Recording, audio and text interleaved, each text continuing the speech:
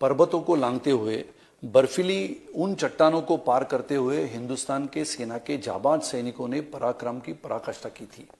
आज वही 26 जुलाई 2020 है, यानी 20 वर्ष बीत गए, 21 वर्ष पूरे हो चुके हैं और आज हम यहाँ पर बैठे हैं तो हर साल हम ये कारगिल विजय दिवस मनाते हैं। और आप सबको ये बात मैं याद दिलाता हूँ कि सम्माननीय देवेंद्र जी इस महाराष्ट्र के मुख्यमंत्री थे। एक विशेष बात आपको बताने के लिए मैं ये कहता हूँ कि पूरे महाराष्ट्र में हमारे सैनिक शहीद होने के पश्चात सिर्फ 8.5 लाख रुपए उन्हें मिलते थे।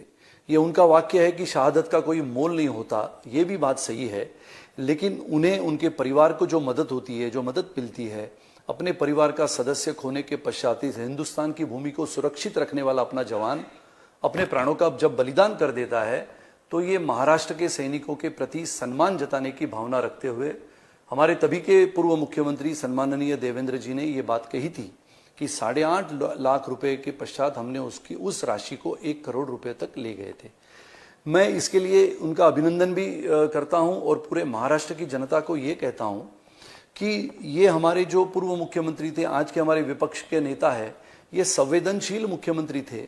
आज भी अगर विपक्ष के नेता बने हैं तो सैनिकों के प्रति सम्मान जताने के लिए, सैनिकों के प्रति श्रद्धा जताने के लिए कारगिल विजय दिवस के उपलक्ष्य में आज संवेदनशील कहानियां, जो अनकही कहानियां है, अनगिनत अनकही कहानियां इस हिंदुस्तान के कारगिल में घटी हुई घटनाओं पर आधारित है। और आज उन पत्रों का वाचन सम्माननीय देवेंद्र जी करेंगे जो बहुत संवेदनशील है, बहुत भावपूर्ण तरीके से उन सैनिकों ने शहीद होने के पहले लिखी गई है। ऐसे कुछ खत है जो उनके परिवार को तब मिले जब उन शहीद सैनिकों के शव उनके घर में आ चुके थे। यानी ऐसे परिस्थितियों में जब ये खत लिखे गए हैं, उन संवेदनशील खतों का वाचन आज हमारे देवेंद्र जी करने वाले हैं। आप सबको पता है कि ऊंची चोटियों को लांघते हुए, बर्फीली पर्वतों को पार जाते हुए पाकिस्तान के सेना के साथ लड़ने का जो एक हौसला हिंदुस्तानी सेना के साथ था, देशभक्ति, देश प्रेम, साहस, निष्ठा, ये सब करते करते हिंदुस्तान के जाबाज सैनिकों ने सबसे कठिन ऐसे युद्ध में हमें जीत दिलाई थी। वो दिन था 26 जुलाई 1999। और इस कड़ी में पहला काम अगर आता है, पहला पत्र अगर आता है, पहला नाम किसी का आता है तो नाम आता है शहीद कैप्टन विक्रम बात्रा का। यानी शहीद कैप्टन विक्रम बात्रा के पिताजी ने यह कहा था कि शहीद होने के पश्चात जब वो सूरत गए, गुजरात गए, तो करीबन 4 लाख लोगों की भीड़ ने उनका स्वागत किया। तो उनका एक वाक्य था कि शायद ये देखने के लिए हमारा विक्रम आज जिंदा होता।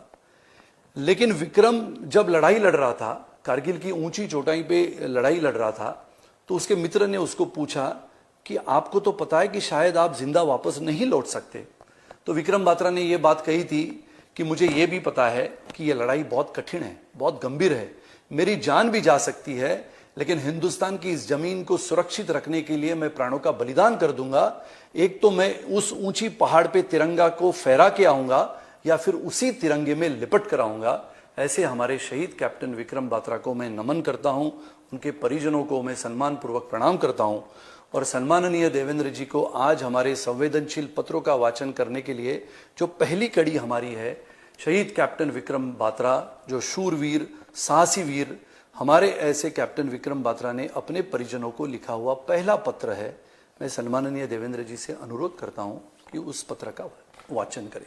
सुनिए, ये केवल पत्र नहीं है या केवल अक्षरों की अभिव्यक्ति नहीं है, ये एक प्रेरणा पुंज है जो मैं ऐसा मानता हूं कि समूचे भारत को प्रेरित कर सकता है। कैप्टन विक्रम बत्रा लिखते हैं, 2 जुलाई 1999। प्रिय कुशु, आशा है आप मेरे पहले 2 पत्र पा चुके होंगे। मैंने आपको युद्ध भूमि से लिखे थे। तो जीवन कैसा चल रहा है? आशा है आप अपनी जगह पर आनंद ले रहे होंगे। अगर मैं अपने बारे में बोलूं तो मैं ठीक हूं और भगवान की कृपा से यहाँ वाकई बहुत अच्छा हूं और हम पूरी ताकत से खूनी कमीनों के साथ युद्ध लड़ने में व्यस्त है। लगभग 4-5 दिन आराम करने के लिए नीचे आया था, लेकिन आज फिर से एक और आक्रामक कार्रवाई के लिए जाना है। सुरक्षा उपायों के कारण उस स्थान के बारे में कुछ भी नहीं कह सकता। मेरी बटालियन यहाँ बहुत अच्छा काम कर रही है। इससे पहले का ऑपरेशन जिसमें मैंने नेतृत्व किया 100% सफल रहा और वह एक शानदार अनुभव था। अलग अलग अखबारों तथा 2 दिन पहले स्टार टीवी, जी टीवी और एनडीटीवी ने हमारी मुलाकात की। इसीलिए कृपया आप अखबार देखें, जैसे स्टेट्समैन, आउटलुक पत्रिका, दैनिक जागरण और अन्य 27 जून से इंडिया टुडे भी देखें, क्योंकि हमें उन्हें यहां देखने का मौका नहीं मिल रहा। बाकी सब ठीक है, हम सभी अगले ऑपरेशन के लिए जाने को तैयार है। पता नहीं कब मैं फिर से नीचे उतर आऊंगा।